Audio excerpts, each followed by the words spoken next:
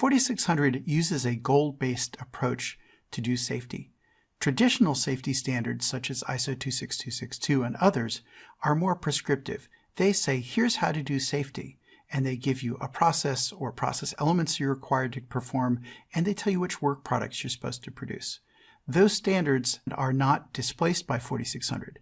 4600's approach is to add another layer of completeness, so it's goal-based.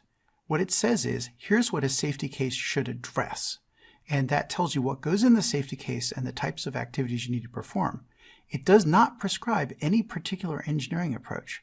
As we'll see later, for example, it says, well, you have to have a list of all the hazards that matter, but you can use pretty much any reasonable way to get there.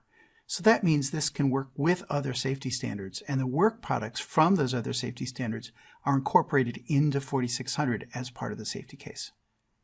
That makes 4600 a standard on how to assess a safety case.